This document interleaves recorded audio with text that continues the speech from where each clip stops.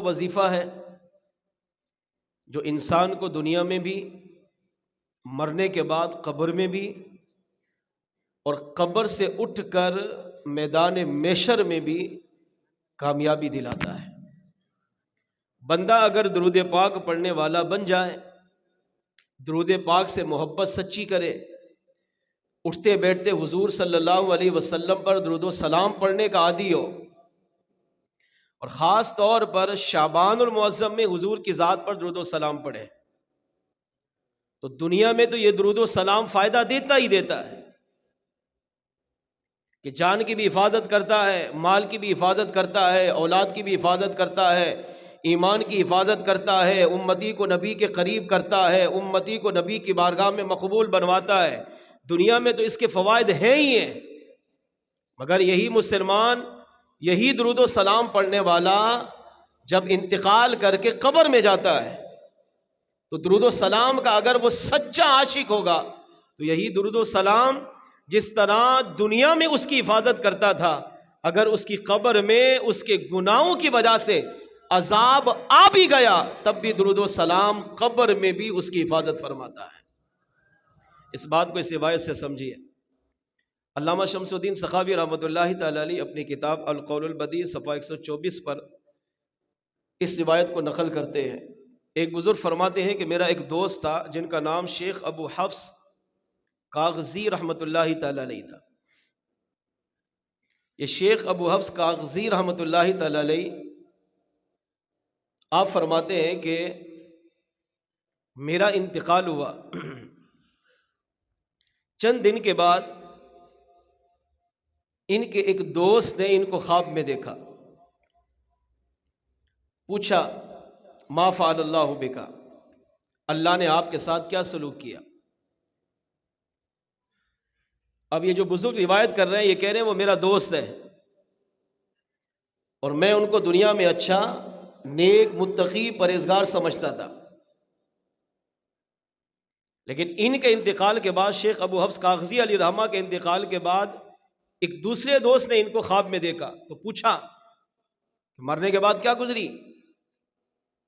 توجہ دے سنیے گا کیونکہ یہ وہ مرحلہ ہے جو ہمارے ساتھ بھی پیش آنا ہے۔ ہم نے بھی مرنا ہے، ہم نے بھی قبر میں جانا ہے، ہماری قبر میں بھی منکر نکیر آئیں گے، سوالات کریں گے، من رب کا، تیرا رب کون؟ ما دینوں کا، تیرا دین کیا ہے؟ ما کنت تقول فی حق ھذا الرجل، حضور کا چہرہ والضحیٰ دکھا کر فرشتے پوچھیں گے بتا ان کے بارے میں دنیا میں تیرا عقیدہ کیا تھا؟ تو اب آپ فرماتے ہیں شیخ ابو حفص کاغذی علی رحمہ کے دوست کہتے ہیں میں نے ان کو، شیخ ابو حفص کاغذی علی رحمہ کو ان کے انتقال کے بعد خواب میں دیکھا تو پوچھا ما فعل اللہ بکا، اللہ نے آپ کے ساتھ کیا سلوک کیا؟ بتائیے تو صحیح، قبر میں کیا گزری؟ کیونکہ قبر یہ آخرت کی سیڑھیوں میں سے پہلی سیڑھی ہے، قبر آخرت کے منازل میں پہلی منزل ہے۔ اگر مسلمان یہ پہلی سیڑھی چڑھ جاتا ہے تو آگے بھی چڑھے گا، اگر یہ قبر کی سیڑھی پاس کر لیتا ہے، قبر کی منزل میں کامیاب ہو جاتا ہے تو یہ آخرت کے منازل میں بھی کامیاب ہوگا، اور اگر یہ قبر میں پھنستا ہے تو پھر ڈر ہے یہ آخرت میں بھی پھنس جائے گا، کیونکہ میرے آقا صلی اللہ علیہ وسلم نے ارشاد فرمایا القبر روضۃ من ریاض الجنہ، قبر جنت کے باغوں میں سے ایک باغ ہے، وحفرۃ من النار، یا یہ قبر دوزخ کے گڑھوں میں سے ایک گڑھا ہے۔ نیک بندے کے لیے قبر جنت کا گلزار ہے اور گناہگار کے لیے قبر جہنم کا گڑھا ہے۔ تو اب شیخ ابو حفص کاغذی علی رحمہ کو خواب میں دیکھ کر پوچھا ما فعل اللہ بکا، اللہ نے آپ کے ساتھ کیا سلوک کیا؟ آپ نے جواب دیا کہ اللہ نے مجھ پر اپنی رحمت کے صدقے کرم کیا، میرا کوئی کمال نہیں تھا، بس اللہ کی رحمت شامل حال ہو گئی تو میں بچ گیا۔ دوست نے پوچھا بتائیے تو صحیح کیا گزری؟ شیخ ابو حفص کاغذی علی رحمہ کہنے لگے جب لوگوں نے میرا جنازہ پڑھا، مجھے کندھوں پہ اٹھایا، قبرستان لے کر گئے اور مجھے قبر میں دفن کر دیا، منو مٹی تلے مجھے دبا کر چھوڑ کر چلے آئے تو منکر نکیر آئے اور انہوں نے مجھے جھڑک کر اٹھایا اور مجھے سامنے بٹھا کر مجھ سے سوالات کرنے لگے۔ اب کیا ان پر گزری ہوگی یہ ہم نہیں سوچ سکتے، یہ حقیقی معنوں میں انسان کو مرنے کے بعد ہی پتہ چلے گا۔ اگر کہتے فرشتوں نے مجھے جھڑکا اور پکڑ کے اٹھایا اور سامنے بٹھایا، کہا ہمارے سوال کا جواب دے، من ربک، تیرا رب کون ہے؟ ما دینوں کا، دنیا میں تیرا دین کیا تھا، کس دین سے تعلق رکھتا تھا؟ کہتے ابھی انہوں نے یہ سوالات کرنا شروع کیے تو میں ان کو جواب دے نہیں پا رہا تھا، میں یہ سوچ رہا تھا ان کو جواب کیا دوں۔ کس کی بات کر رہا ہوں؟ ایک بزرگ کی، جن کو دنیا میں لوگ اچھا سمجھ رہے تھے، جن کو لوگ نیک متقی پرہیزگار سمجھ رہے ہیں، وہ کہہ رہے ہیں کہ فرشتوں نے، منکر نکیر نے مجھے اٹھایا، جھڑکا، بٹھایا اور پھر مجھ سے سوال کرنے لگے، تو مجھ سے سوال کے جوابات بن نہیں پڑ رہے۔ تو آپ فرماتے ہیں کہ جب فرشتے مجھ سے سوالات کرنے لگے اور میں سوچنے لگا کہ اب میں ان کو جواب کیا دوں، تو اللہ کریم کی طرف سے پیغام آیا، فرشتوں ٹھہرو، میرے بندے سے اس کے پہلے گناہ کا حساب کرو، اس کے گناہ کتنے ہیں۔ اب فرشتوں نے سوال نہیں کیا اور میرے گناہوں کو گننا شروع کیا۔ جوانی سے لے کر مرتے دم تک میں نے جو جو گناہ کیے فرشتوں نے گنے۔ اب شیخ ابو حفص قاضی کہتے ہیں فرشتے گناہ گر رہے ہیں، میں ڈر رہا ہوں کہ یہ بھی گناہ، یہ بھی گناہ، یہ بھی گناہ۔ آج تو ہمیں نہیں پتا ہوتا نا صبح کیا کھایا ہے، لیکن مرنے کے بعد سب پتا ہوگا۔ بچپن سے لے کر مرتے دم تک انسان نے دنیا میں جو بھی کیا ہے اس کے سامنے ہوگا، ایک بھی چیز بھول نہیں پائے گا۔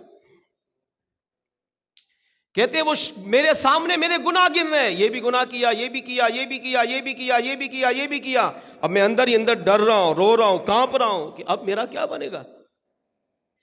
میں نے تو زندگی میں گناہ اتنے کیے اور وہ سارے گناہ میرے سامنے فرشتے گن رہے ہیں۔ جب فرشتوں نے میرے گناہ شمار کر لیے تو اللہ کریم نے ارشاد فرمایا اس کے گناہ کتنے ہیں؟ عرض کیا مالک بہت ہے، بہت گناہ کیے اس نے۔ اللہ کریم نے ارشاد فرمایا اب اس کے نیک اعمال گنو کتنے ہیں۔ اب فرشتوں نے میرے نیک اعمال گننا شروع کیے۔ دنیا میں نے نیک اعمال کون کون سے کیے تھے؟ تو جب نیک اعمال گنے تو نیک اعمال کم جانتے تھے نا، پتہ ہوتا ہے، ہم سب کو پتہ ہے کہ میرے گناہ کتنے ہیں، میرے نیک اعمال کتنے ہیں۔ جب میرے نیک اعمال گنے تو کم نکلے، تو اب یہ عذاب کے مستحق بن گئے۔ تو ظاہری بات ہے کہ جب گناہ زیادہ ہوں نیکیاں کم ہوں تو عذاب کا مستحق۔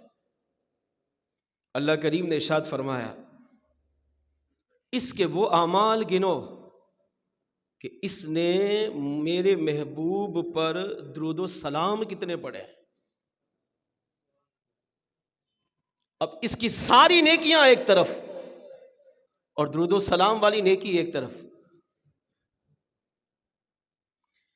ابو حفص کہتے ہیں جب انہوں نے میرے گناہ گنے تو زیادہ، نیک اعمال گنے تو کم، اب میں عذاب کا مستحق بن چکا۔